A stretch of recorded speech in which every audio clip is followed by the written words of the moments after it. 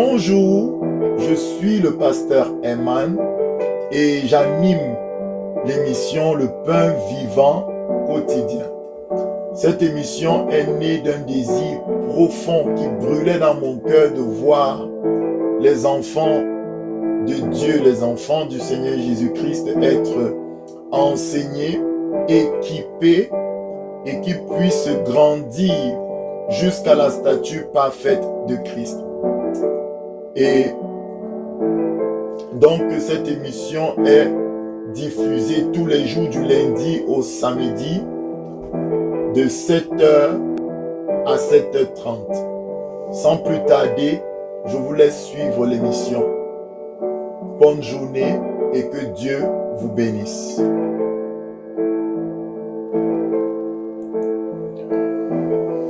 Bonjour, bien-aimés, bienvenue dans votre émission Le Pain Vivant Quotidien. Alors, aujourd'hui, nous continuons notre série d'enseignement sur l'autodélivrance et nous sommes au chapitre 4 qui s'intitule « Couper ou délier les liens d'âme ». J'avais promis hier de prendre un cas pratique aujourd'hui pour continuer l'enseignement, le cas de David. Et je veux que vous suivez très attentivement les textes bibliques qui seront mis à votre disposition. Et que vous-même vous laissez interpeller par le Saint-Esprit et comprendre vraiment que ces choses dont nous partageons depuis quelques jours sont réelles. Alors, avant d'aller plus loin, je vais remettre ces moments à Elohim, le Dieu vivant, le roi des rois, le Seigneur des seigneurs. Père éternel, je te prie d'avoir compassion de nous. Viens et enseigne nos papas. Change nos cœurs, change nos pensées, transforme nos vies. Je t'en supplie, Père éternel, dans ta grande miséricorde. C'est dans le nom puissant de Jésus que j'ai prié. Amen. Alors, on va directement se placer. J'ai toujours ma définition que j'ai placée là. Cette fois-ci, j'ai modifié, j'ai rectifié. Il n'y a plus l'erreur d'orthographe qu'il y avait ces derniers jours. Donc, la Bible me dit que, bon, j'écris ici la définition d'un lien d'âme. Ce n'est pas la Bible, c'est moi. Un lien d'âme est un lien spirituel avec une personne qui donne un accès spirituel dans notre vie, qui permet une oppression ou un transfert de démons. Donc, ici, j'ai dit qu'il y a une personne A qui a un lien spirituel avec une personne B. Et donc, il y a une connexion dans le monde spirituel. Ce lien-là ne s'étire pas parce qu'ils sont à distance ou ils sont proches. Donc, ce n'est pas une question de distance. Le lien existe. Et même si la personne décide de ne plus parler physiquement à l'autre personne, ça ne coupe pas le lien spirituel. Ce n'est pas parce que je n'ai plus de contact avec elle. Ce n'est pas parce que je ne l'ai pas vue depuis 10 ans que le lien est coupé. Non, il faudrait qu'il y ait une action spirituelle par la prière et par la connaissance de la parole de Dieu pour pouvoir briser le lien spirituel, afin qu'il n'y ait plus de relation dans le monde spirituel entre moi et cette personne. Et j'ai déjà vu deux formes de liens spirituels. Le premier lien, c'est le rapport sexuel. J'ai dit que dans la hiérarchisation, c'est lui. On va voir tout le reste. Il y a 4 voies majeures. Donc, j'ai vu 2 voies majeures. Et je vais prendre un cas biblique pour bien exprimer les 2 premières voies majeures qu'on a vues. Donc, dans la hiérarchisation, je vous ai dit que le premier lien spirituel qui passe par les rapports sexuels, le rapport sexuel est le plus haut débit. C'est-à-dire que c'est un lien très fort. C'est même au-dessus du lien de sang. Donc, certaines personnes ont pu suivre ça hier et ils se sont demandé, mais qu'est-ce que le pasteur veut dire? Il veut vraiment dire que le rapport sexuel là est plus fort que le lien de sang. Donc, ce qui me lie à mon père, mon sang, ce qui me lie à ma mère qui m'a enfanté, le sang, le cordon ombilical. Donc, le rapport sexuel que j'ai eu dans le monde là, quand je ne connaissais pas encore Christ, il veut dire que j'ai une connexion plus forte que oui, ma soeur. Oui, mon frère, c'est ce que je veux dire. Vous savez que Adam et Ève étaient au commencement à deux, les 2 premiers êtres humains. Et ce n'est pas les rapports sexuels qu'ils ont pu se multiplier. Donc, il faut savoir que la famille vient de cet acte-là qu'il y a entre un homme et une femme.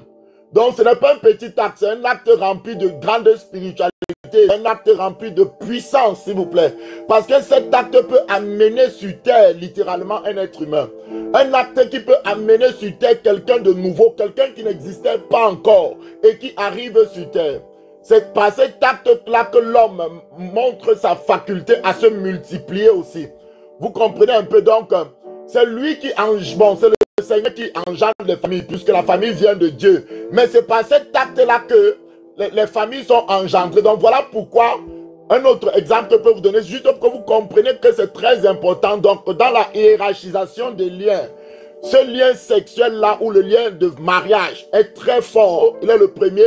Et en second, on a le lien de sang. Je vous ai déjà expliqué comment ça fonctionnait. Aujourd'hui, je vais prendre un cas pratique de la vie de David. Un homme selon le cœur de Dieu. Vous allez voir, Satan a détesté ce garçon-là. Satan a tout fait avec Saül pour le tuer. Rien, Dieu a protégé ce garçon. Satan a vu que non, vraiment du côté de la guerre spirituelle, du côté de l'amour de Dieu, la louange, vraiment c'est un gars, il est bon. Satan a regardé dans sa famille, Satan n'a pas vu facilement quelqu'un qui pouvait pratiquer la sorcellerie par qui il pouvait passer pour attaquer même David dans le monde de la sorcellerie. Il y avait ses frères qui étaient un peu jaloux de lui, mais ça n'allait pas plus loin que ça. C'était juste de la jalousie à cause de l'onction qu'il avait sur sa vie, à cause du fait qu'il avait été choisi par Dieu au travers de Samuel pour accomplir une mission. Mais Satan n'a pas trouvé vraiment comment il peut bien les serrer. Satan a dit, bon, je vais passer à la stratégie supérieure, un lien d'âme sexuelle. Je vais lui faire tomber dans le péché sexuel et je vais lui faire comprendre sa douleur. Et c'est ça qu'on va lire. Je vais aller doucement. On va aller dans 2 Samuel 12, bien aimé. Tu vas te positionner rapidement dans 2 Samuel 12 à partir du verset 1. Allez, c'est parti pour la parole. C'est parti. La Bible dit, l'Éternel envoya Nathan vers David. Et Nathan vint à lui. C'est-à-dire le prophète Nathan est venu vers David. Lorsque David est tombé dans le péché sexuel, écoutez-moi très bien. Satan cherchait comment attraper ce champion de Dieu. Satan a regardé dans sa famille. Oui, ses frères étaient jaloux, mais bon, depuis qu'il était un homme reconnu, sa famille l'avait compris. Donc, Satan n'a pas vu facilement dans sa famille quelqu'un qui peut utiliser pour faire du mal. Satan a regardé, il a dit, bon, je passe à la stratégie supérieure. Je vais pratiquer par le lien d'âme que je vais appeler le sexe pour entrer dans sa vie et agir avec une grande force, avec une amplitude élevée, comme un tremblement de terre. Je vais le secouer de tous côtés. Alors il a mis sur son chemin, il a fait que David pose ses regards sur une femme qui se baignait, vous connaissez l'histoire, et puis David n'a pas pu résister. Voilà pourquoi Job dit dans le livre de Job, je n'ai pas l'écriture ici, mais il dit que j'ai fait une alliance avec mes yeux, que je ne les poserai jamais sur une vierge. C'est aussi pourquoi Jésus dit dans le Nouveau Testament que si tu regardes une fille dans le désir simplement d'avoir des relations sexuelles avec elle, tu l'as déjà convoitée, tu as déjà fait l'adultère, donc la convoitise, ce que tu résous dans ton cœur de faire. Donc quand tu la regardes là, tu as envie de la toucher, tout ça, tu as déjà commis tu es déjà tombé depuis. Donc tout commence dans le cœur. Voilà pourquoi, bien aimé, il faut garder nos yeux loin des films impurs, pornographiques, des publicités de nudité, toutes ces choses. Parce que Satan essaye par tous les moyens d'infiltrer et de salir notre corps. Et il y a 5 portes d'accès à la vie de l'homme. Par les 5 sens, les yeux. Bon, vous connaissez les 5 sens, je ne vais pas les citer ici. Alors, pour ne pas sortir de ce que je veux enseigner aujourd'hui, je continue donc. Après que le gars est tombé avec Bathsheba, la femme d'Uri, voilà maintenant qu'il ait tué Uri. Donc ça, il a déjà tué Uri. Il est tombé. Maintenant, voilà que Nathan est envoyé par Dieu pour parler à David. Écoutez, l'Éternel envoie Nathan vers David et Nathan vint à lui. Et lui dit, il y avait dans une ville 2 hommes, l'un riche et l'autre pauvre. Donc, le riche ici, c'est David. Le pauvre, c'est le pauvre Uri qui n'avait que sa pauvre femme Bathsheba. Le riche avait des brebis, des bœufs en très grand nombre. Donc David avait tout le peuple d'Israël sous sa bergerie, quoi. Donc il était un homme important, le roi d'Israël. Et le pauvre n'avait que sa pauvre femme là, Bathsheba. Le pauvre n'avait rien du tout qu'une petite brebis, donc tellement Bathsheba là, qu'il avait acheté et il la nourrissait. Et elle grandissait chez lui avec ses enfants. Elle mangeait de son pain, buvait dans sa coupe, dormait sur son sein et il la regardait comme sa fille. Alléluia, waouh. Bien-aimés les maris, vous devez aimer vos femmes comme votre fille. Vous devez en prendre soin. C'est-à-dire qu'on voit vraiment comment il prenait soin de son épouse ici. C'est vraiment magnifique de voir comment le Seigneur peut décrire des réalités spirituelles. Juste avec ce verset-ci, bien-aimé, tu peux savoir ce que Dieu attend de toi dans ta manière de traiter ton épouse. Prenez garde parce que l'apôtre Pierre dit que faites cela avec honneur parce que sinon, de peur que vos prières ne soient bloquées. Là, vous pouvez retrouver ça dans 2 Pierre 3. Bien aimé, la parole de Dieu est très importante, donc faisons attention. Alors nous allons continuer. Le verset 14 nous dit, un voyageur arriva chez l'homme riche, et le riche n'a pas pu voulu toucher à ses brebis. Bien aimé, un voyageur est arrivé chez l'homme riche. Waouh, quel est ce voyageur étrange? Où ses bœufs pour préparer un repas au voyageur qui était venu chez lui. Il prit la brebis du pauvre et la prêta pour l'homme qui était venu chez lui. Mon ami, ça là, ce genre de voyageur étranger ici qui vient te donner des pulsions, l'ennemi n'est pas gentil. La colère de David s'enflamma violemment contre cet homme et dit à Nathan, l'Éternel est vivant, l'homme qui a fait cela mérite la mort. Aïe, aïe. Lui-même, il a parlé par le Saint-Esprit, il a dit que cet homme mérite la mort. Et il rendra 4 brebis pour avoir, my God, lui-même il a sorti sa sentence, 4 brebis, on va voir ce qui s'est passé dans sa maison, 4 bien aimés, 4 brebis, pour avoir commis cette action et pour avoir été sans pitié. Le verset 7 me dit, et Nathan dit à David, tu es cet homme-là. Aïe, j'aime les prophètes comme ça, hein? Pas les prophètes qui prophétisent toujours les bonnes choses, non, qui te dit la vérité lorsque tu as péché. Que tu sois roi, que tu sois pasteur, que tu sois apôtre, que tu sois qui que ce soit, il te parle avec sérieux parce qu'il veut sauver ton âme. Il n'est pas là pour te vendre les arachides. Non, mon ami, c'est un homme de Dieu sérieux. Il te parle clairement. Il dit à David, c'est toi cet homme-là. Et maintenant, ça va chauffer parce que c'est le Père qui est dans les cieux qui va commencer à te châtier maintenant. La Bible dit, ainsi parle l'Éternel, le Dieu d'Israël. Je t'ai oint pour roi sur Israël. Je t'ai délivré de la main de Saül. Celui qui voulait te tuer, comment toi tu t'es comporté comme ton maître Saül en tuant quelqu'un? Je t'ai mis en possession de la maison de ton maître. J'ai placé dans ton sein les femmes de ton maître. Je t'ai donné la maison d'Israël et de Juda. Si cela eût été peu, j'y aurais même ajouté encore. Dieu lui parle. My God, Dieu était prêt à ajouter. Pourquoi donc as-tu méprisé? Ça, c'est un verset qui me fait mal au cœur. Dieu dit à David, toi qui dis que tu sais ta parole contre mon cœur, qu'est-ce qui t'a piqué pour que tu méprises ma parole? Bien-aimé, n'est-ce pas ce qui t'est arrivé dans ta vie, bien-aimé? Toi qui méprises la parole de Dieu pour coucher avec les femmes à gauche-droite ou pour coucher avec les hommes à gauche-droite, qui convoitent les maris d'autrui, les choses, est-ce que tu n'es pas en train de mépriser la parole de Dieu? Écoutez les thèmes. Quand David commettait ces choses, peut-être pour lui, c'était juste qu'il avait des pulsions, il ne pouvait pas se contrôler, il fallait absolument qu'il couche avec cette femme-là. Mais il ne savait pas que dans le domaine spirituel, il était en train de faire ceci, de mépriser la parole de l'Éternel. Chaque fois que tu te masturbes, chaque fois que tu regardes un film pornographique, tu es en train de mépriser la parole de l'Éternel, me dit l'Écriture. Oh Seigneur, donne-moi de ne pas mépriser ta parole, donne-moi de ne pas mépriser en faisant ce qui est mal à ses yeux. Tu as frappé de l'épée Uri. Aïe, ça fait mal à Dieu. Il a tué son frère. Malheur aux meurtriers bien-aimés. Malheur aux gens qui ont la jalousie dans le cœur. Tu vois ton frère.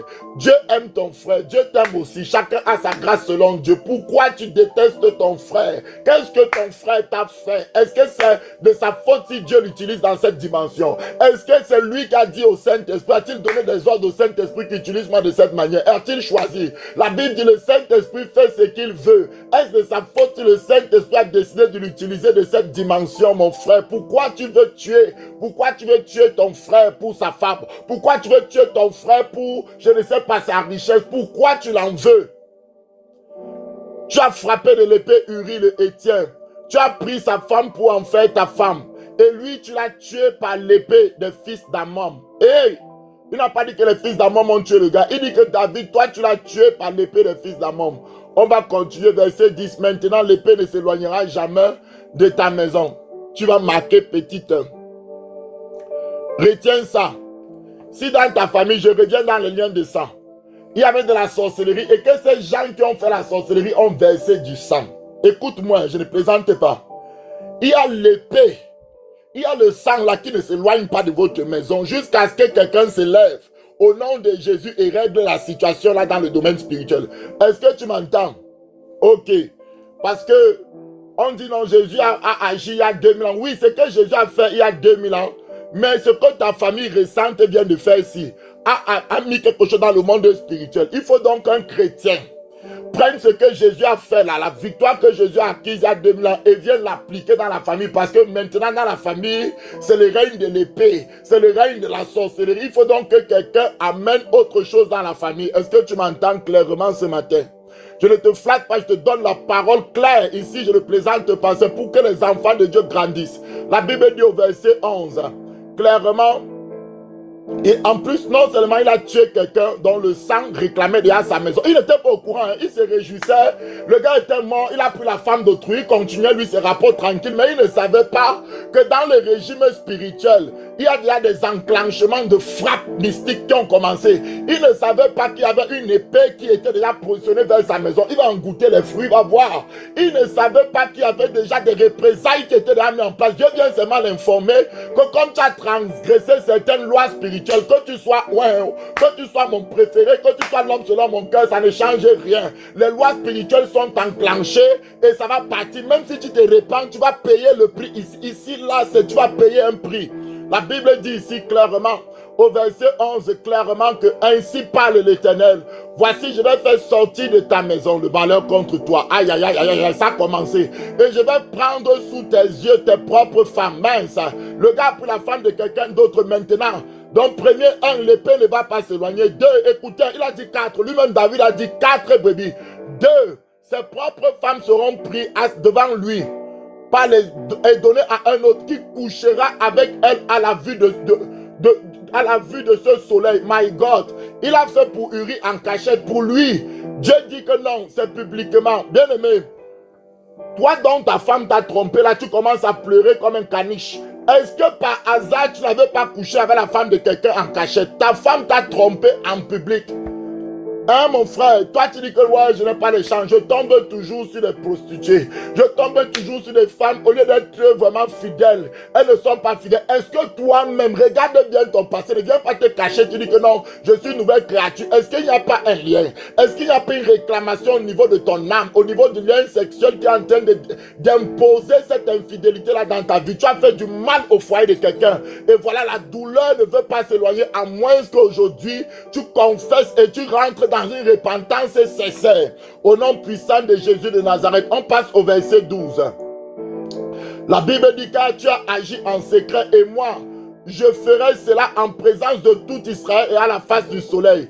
Que Dieu m'épargne de ce genre de frappe. La Bible dit ici, verset 13, et David dit à Nathan, j'ai péché contre l'Éternel. Et Nathan dit à David, l'Éternel pardonne ton péché. Ouais, l'Éternel pardonne ton péché, enfant de Dieu. Tu ne mourras point. L'Éternel te pardonne. C'est ce que Dieu est plein de miséricorde. Il pardonne toujours. Mais je vous ai dit, quand le péché est déjà sorti, il y a des conséquences terribles. Si l'ennemi a pu entrer dans ta vie, quand tu as coupé, il faut que tu coupes vite le lien avant que ça ne devienne grave. Au nom de Jésus de Nazareth. La Bible me dit au verset 14 ici, mais parce que tu as fait blasphémer les ennemis de l'Éternel en commettant cette action, le fils qui est né mourra. Voilà maintenant je vous parlais des conséquences. Première conséquence, par le lien sexuel, Satan l'a eu. Et c'est Satan qui allait l'accuser auprès de Dieu parce que Dieu voyait la scène, parce que Satan était à l'œuvre derrière tout ça. Maintenant, en première conséquence, l'épée ne va pas s'éloigner de la maison de David. Qui est le premier sur la liste? Le fils innocent qui n'a lui rien fait, il n'a pas demandé à venir au monde. David est allé avec la femme de quelqu'un dans l'adultère. L'enfant est venu. L'enfant est totalement innocent, s'il vous plaît.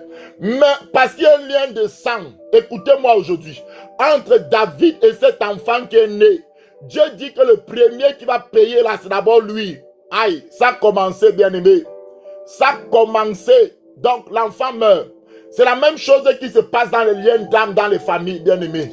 Si ton père, ta mère, tes oncles, qui que ce soit dans la famille a versé le sang, vous n'allez, ça veut dire qu'il ne faut pas simplement dire que non, je n'ai rien à voir. Certains chrétiens sont tellement égoïstes, individualistes. Ils pensent que c'est comme ça que le monde spirituel fonctionne. Non. Bien aimé, la rémunération du péché, c'est la mort. C'est-à-dire que Satan va essayer par le lien de sang de faire retomber ces choses-là même sur tes enfants et sur tes petits-enfants jusqu'à ce que quelqu'un se lève et brise cela parce que Jésus a fait à la croix. Est-ce que vous m'entendez clairement? Alors la Bible dit ici clairement que le fils qui t'est né mourra. Et c'est ce qui va se passer. David va commencer à jeûner et prier. La Bible dit on continue. Nathan s'en alla dans sa maison. L'Éternel frappa. Marque le verset 15 en rouge dans ta Bible. Dans ma version que j'aime beaucoup de Bible, Yahweh, le tétragramme, c'est-à-dire le nom de Dieu qui est le plus utilisé dans la Bible. Yahweh, c'est-à-dire celui qui s'appelle Je suis. Le Dieu qui est apparu à Moïse. Yahweh frappa l'enfant que la femme d'Uri avait enfanté à David. Et il fut dangereusement malade.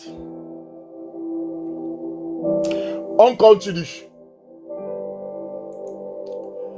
David pria pour l'enfant et jeûna et quand il rentra, il passa la nuit couché par terre. Mais vous connaissez le résultat, ça n'a rien changé. Ces jeûnes et prières, ces supplications n'ont pas changé ce qui devait avoir lieu là maintenant.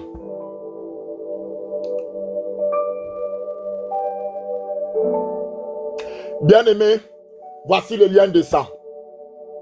L'enfant est innocent, comme toi, peut-être tu es innocent. Tu n'as même pas idée des batailles spirituelles que tes parents ont organisées autour de ta tête. Tu nais seulement dans une famille. Donc il ne te faut pas la communion avec le Saint-Esprit, comprendre déjà ce qui se joue dans la famille. Dieu ne va pas tout expliquer, mais au moins un certain minimum pour comprendre déjà ta vie. Pourquoi ta vie est dans cet état. On continue. Verset 17.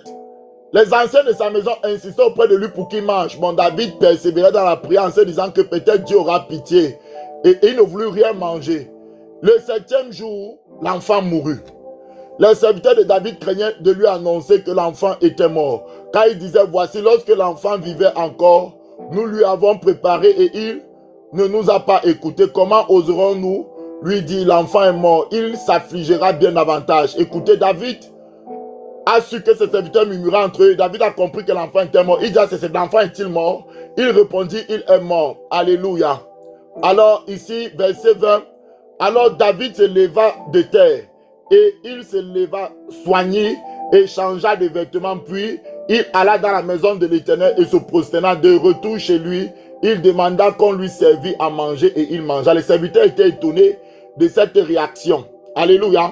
Maintenant, je vais utiliser quand même ce passage ici pour donner une petite réalité spirituelle. Bon, avant comme je suis dans les liens d'âme, il y a tellement de vérités que je vais dire. Ici, vous voyez que par le lien d'âme qu'il y a David à son fils est innocent et il est mort. Dans votre famille, beaucoup de jeunes, il y a des enfants qui meurent avant, ou ils sont nés, à moins d'un an, ils meurent, ou dans le ventre, ils n'arrivent pas à terme, ils meurent. Alors, ça peut être une réalité spirituelle. Il y a peut-être dans votre famille un vampire, je prends des cas, qui est en train littéralement de manger les enfants. Il y avait une de mes filles spirituelles qu'on avait baptisée ici au Canada qui avait un souci. Et puis, elle a vu dans un songe, je ne dis pas comment elle-même, elle a vu dans un songe où, dans leur maison, il y avait un serpent. Un gros serpent à l'entrée de la porte qui avait le sang sur sa bouche. Et le serpent en mangeait les enfants. Et elle voyait que quand les femmes étaient enceintes, subitement après, l'enfant sort avant son temps. Donc, le serpent a mangé. Donc, c'est des réalités spirituelles qu'il y a dans les familles. Mais d'où vient, pourquoi ce serpent a le droit de manger les enfants? Alors que les enfants innocents sont dans le ventre, qu'est-ce qu'ils ont fait? Souvent, c'est parce que dans la famille, il y a quelqu'un qui a pratiqué la sorcellerie, qui a versé du sang. Et l'épée ne peut pas s'éloigner de l'âme. Et la manière que Satan récupère son butin, c'est en mangeant les enfants innocents. Qui va donc trinquer? C'est les pauvres gens qui accouchent sans savoir dans cette famille-là. C'est eux qui commencent à trinquer en perdant les enfants dès leur naissance. Alléluia. 24 minutes. Ouais, le temps passe tellement vite. Je vais continuer quand même. Donc, je vais sauter parce que là, je ne sais pas si le temps c'est normal. Ce serviteur lui dit, que signifie ce que tu fais l'enfant? Bon, et puis il va répondre, il répondit, lorsque l'enfant vivait encore, je jeûnais et je pleurais car je disais, qui sait si l'Éternel n'aura pas pitié de moi et si l'enfant ne vivra pas. Saint-Esprit, je bénis ta présence. Le verset 23 me dit, maintenant qu'il est mort, pourquoi jeûnerai-je? Puisque puis-je le faire revenir, j'irai vers lui mais il ne reviendra pas vers moi. Vous comprenez un peu donc? David ici annonce que l'enfant là, il va retrouver cet enfant au paradis. Parce que l'enfant ne peut plus revenir vers David dans le monde physique, mais c'est David qui va aller vers l'enfant. Donc, malgré que l'enfant même a été conçu dans le péché, c'est un enfant d'adultère, cet enfant attend David de l'autre côté au ciel. David le dit clairement par ce verset, j'irai vers lui. Donc, Dieu reconnaît que l'enfant est innocent, mais l'enfant a payé un prix fort à cause des actions de ses parents. Et je vous assure, qu'on ne vous trompe pas, qu'on ne vous mente pas dans des familles. Il y a beaucoup de ces choses-ci qui se passent. Maintenant, je vais vous montrer ce que je voulais vous montrer. On va sauter. David va prendre cette femme-là et puis elle va lui enfanter un fils, Salomon, etc. et tout. Maintenant, je vais aller dans le chapitre 13 parce que c'est très important dans le chapitre 13. Et je vais lire le verset 1. 2 Samuel 13, verset 1. Écoute comment c'est écrit ici. Après cela. Donc, ça veut dire que avant cet événement où David est allé vers Bathsheba, a tué Uri, a eu un enfant, fait tout ce qu'il a fait, sa famille à lui, il n'y avait pas de problème. Maintenant, écoutez, la Bible est claire, les termes sont importants. La Bible dit ici, après cela. Donc, Dieu veut nous faire comprendre par le discernement, pour qu'on comprenne avec les yeux spirituels que il y a maintenant un esprit qui est entré dans la famille de David par l'acte qu'il a commis. Mais lui, il ne sait pas, il pense seulement que, bon, comme j'ai dit, je t'ai pardonné, là, c'est terminé. Non, non, non, non. Il y a un esprit qui est entré. Regardez maintenant, après cela, voici ce qui arriva. Absalom, fils de David, avait une sœur qui était belle et qui s'appelait Tamar. Et Amnon, fils de David, l'aima. Bien-aimé, écoute-moi. Avant que David ne fasse cet acte-là, Absalom voyait toujours sa sœur. Il ne l'avait jamais, elle était toujours belle comme avant. Mais ça ne l'inquiétait pas plus que ça. Ça ne le dérangeait pas plus que ça. Est-ce que vous me comprenez, bien-aimé? Je suis en train de vous parler de réalité spirituelle. Après cela, maintenant, regardez. Vous avez souvent dans vos familles des hommes qui ont des pulsions sexuelles incontrôlables. Ils ne comprennent pas. Ils sont même prêts à aller violer même des gens. Mais ils regardent même des enfants. Ils ont des envies. Ce qu'on appelle souvent ici des pédophiles. Ils ont des envies qu'ils ne contrôlent pas. Oui, avant de les juger, de les condamner, de libérer la parole sur leur vie. Est-ce que tu peux l'aider, pasteur, en faisant un scanner spirituel pour savoir exactement si ton père était un polygame, un coucheur, quelqu'un qui couchait n'importe comment, qui a commis certains adultères, est-ce qu'il n'y a pas quelque chose qui est entré dans la famille, qui exacerbe, qui donne des pulsions incontrôlées aux gens? Je ne dis pas que l'homme n'est pour rien, que toi tu n'es pour rien, mais est-ce que tes pulsions sexuelles-là sont seulement d'ordre de toi? Ici, après cela nous indique que l'esprit, un esprit nouveau est entré en face pour oppresser le petit garçon. Si peut-être il voyait sa soeur le plaisait, mais il n'avait pas encore cette dimension de pulsion. Mais maintenant, après cet événement-ci, un démon, quelque chose d'autre est entré en lui, a commencé à l'oppresser fortement. La Bible dit qu'il voyait Tamar et il avait des pulsions maintenant incontrôlables.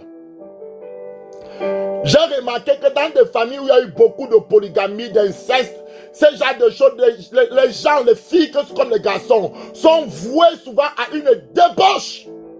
Il y a des enfants que dès leur naissance, on les a livrés à des esprits d'impureté pour qu'ils deviennent des prostituées. Bien aimé, là-bas, ce n'est pas seulement que Jésus a dit, il faut la puissance de l'évangile. Il faut que tu pries, tu brises les liens, tu chasses les sirènes des eaux, que ça sorte des corps, pour que la fille ou le garçon ait une vie stable et normale. Déjà en France qu'on avait rencontré, le gars cherchait à coucher avec les femmes tout le temps. Ce n'était pas normal. On avance. Donc écoutez-moi. Verset 2. Amnon était tourmenté jusqu'à se rendre malade à cause de Tamar, sa sœur, quand elle était vierge. Avant cela, Tamar était toujours vierge. Ça ne le tourmentait pas. Après cet événement, je dis père de famille, qu'est-ce que tu as fait entrer dans ta famille? Toi qui ne connais pas te contrôler.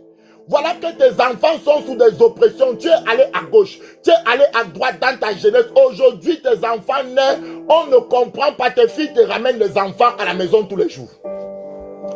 Tu te plains, tu dis, je les ai donné une bonne éducation. Ce n'est pas une question de bonne éducation. As-tu coupé les liens? Tu es devenu chrétien, tu es dans la maison de Dieu depuis des années. Tu n'as fait aucun travail spirituel sur ta propre vie, sur la vie de tes enfants. Les mêmes démons qui t'ont vaincu commencent à vaincre tes enfants. Parce que tu n'as pas compris que quand on devient chrétien, il y a un travail spirituel que Dieu nous demande de faire. Il y a une délivrance. L'Esprit du Seigneur est sur moi. Quand il m'a oint pour envoyer libre les captifs. Ici, le gars ne dormait même plus. Pourquoi? Il était malade. Donc, ça n'allait pas. Il était agité.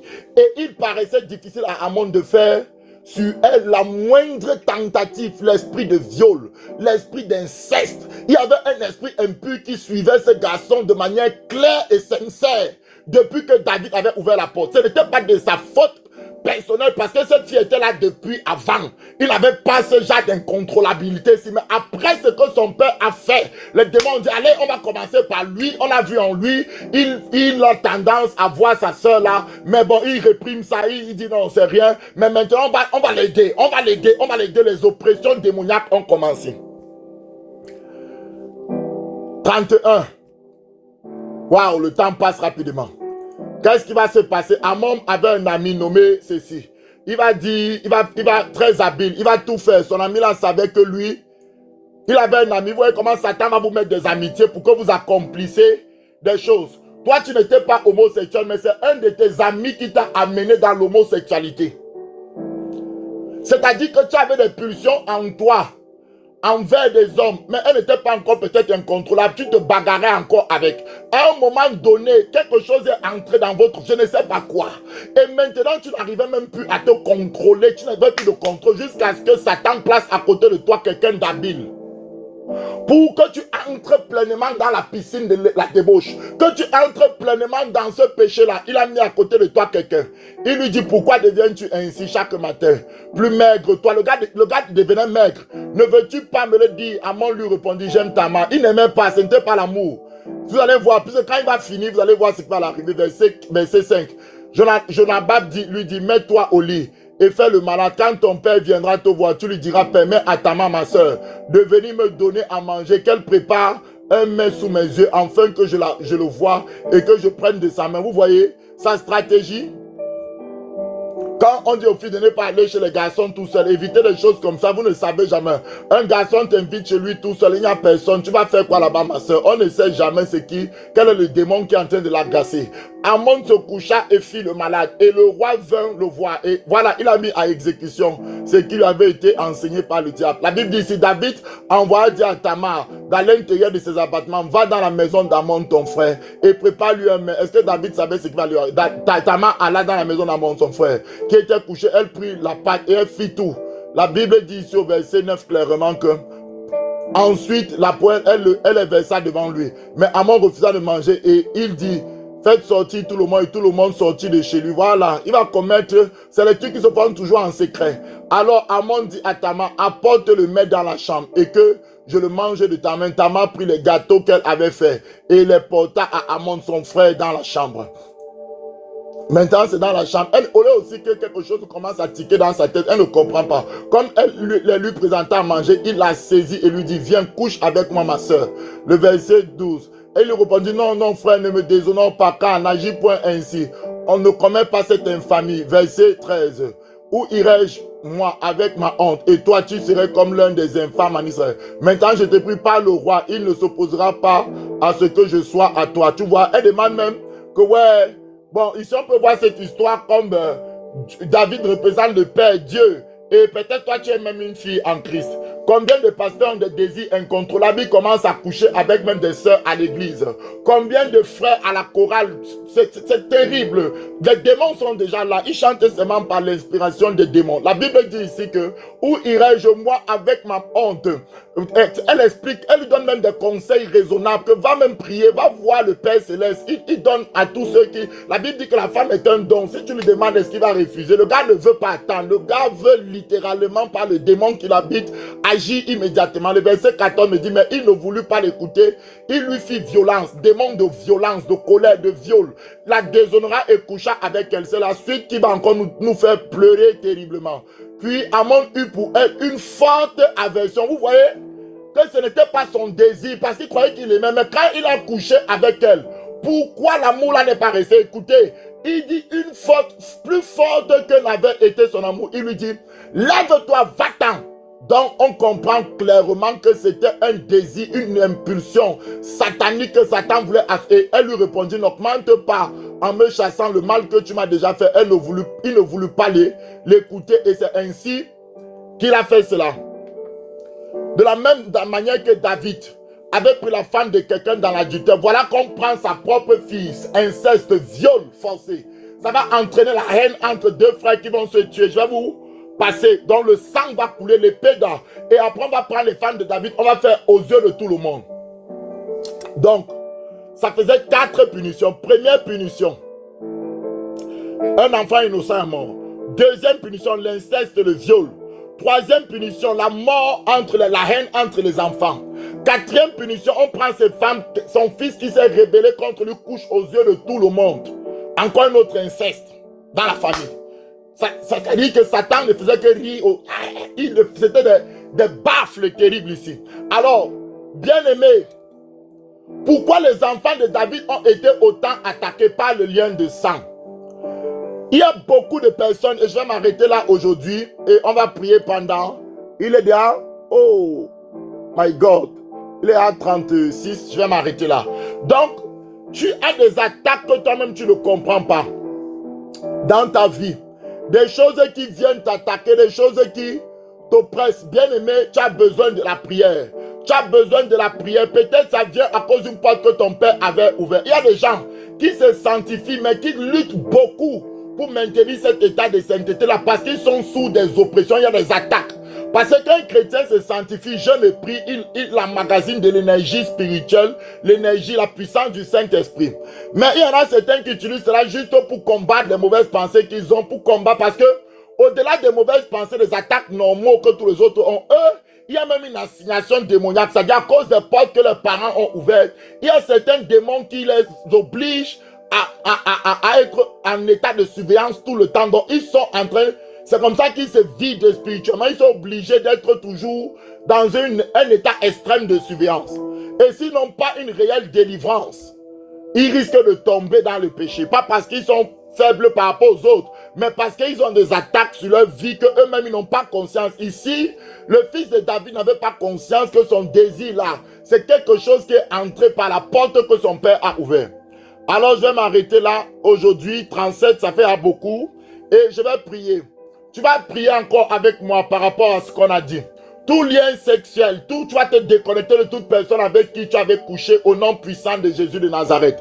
Tu vas briser le lien de sang qui te connectait avec ton père, avec ta mère, avec tes frères dans le nom de Jésus. Bienvenue dans la prière, 1 minute de prière. Seigneur mon Dieu, Papa, je prie pendant ces 1 minute. Je demande ta grâce dans le nom puissant de Jésus. Je brise tout lien d'âme qui me liait, Papa, avec mon papa par le lien de sang, avec ma maman par le lien de sang, avec mes frères, mes soeurs par le lien de sang, avec mes demi-frères, mes demi-soeurs par le lien de sang. Tu cites les noms. Dans le nom de Jésus, les liens d'âme de sang sont brisés maintenant. Et je commande, je demande maintenant, Père éternel, tout lien sexuel qui me liait avec des partenaires sexuels, tu cites les noms, soit brisé dans le nom puissant de Jésus. Tout ce qui avait été mis dans ma vie, par exemple dans la vie de ce jeune homme, c'est une pulsion, un démon de pulsion sexuelle, de viol, d'inceste, a pris en charge sa vie dès le moment où David a fait cela. Tout démon, tout esprit, toute assignation démoniaque, tout esprit méchant qui a pris ma vie en charge par ces liens d'âme que je viens de briser. Je dis, il libère, il sort illico de ma vie. J'ai l'autorité au nom puissant de Jésus de Nazareth. Ce qu'il a mis en moi comme des désirs, comme des pulsions, des images incontrôlées, des habitudes sexuelles. J'arrache cela par l'autorité de la gloire de Dieu. La Bible dit à Jérémie, je t'ai établi pour arracher, pour abattre, pour détruire et pour planter les nouvelles choses. J'arrache cela de mon sang, j'arrache cela de mes émotions, de mes sentiments, tout ce qui a été sémé par l'ennemi, et je restitue ça au monde des ténèbres. Et ce qui a été pris dans ma vie, la maîtrise de soi, le contrôle de soi, l'amour, le respect des autres revient dans ma vie, dans le nom puissant de Jésus de Nazareth. Je déclare la vie de Dieu dans ma vie, je déclare la vie de Christ dans mes gènes, dans mon corps, je déclare la paix de Dieu en moi, au nom puissant de Jésus de Nazareth. Je brise le lien d'âme, je brise le lien d'âme sur ma vie, je brise le lien d'âme sur ma vie, brise le lien d'âme sur la vie de ton mari, sur la vie de ta femme, détruis, brise, bien-aimé. Ce n'est pas pour rien que cet enseignement est libéré. Dis, je me libère, au nom de Jésus, je brise ces choses sur ma vie, je suis libre de vivre une vie chrétienne, dans la joie, là où il y a l'Esprit du Seigneur, il y a la liberté. Au nom puissant de Jésus, nous avons prié. Amen. Demain, nous allons voir la troisième voie par laquelle les liens d'âme sont contractés. Merci bien-aimé de m'avoir écouté et que Dieu vous bénisse. À demain. Merci d'avoir suivi cette émission et j'espère vraiment de tout cœur que vous avez été richement bénis. Alors, si vous avez des témoignages, des questions bibliques par rapport à certains sujets, n'oubliez pas de nous écrire à notre adresse mail qui sera mise dans la description de cette vidéo. Et puis, surtout, likez en cliquant sur le pouce, vous likez et vous partagez à vos connaissances, afin que le plus grand nombre puisse être aussi béni. Alors, on se retrouve pour d'autres épisodes. Soyez bénis au nom puissant de Jésus.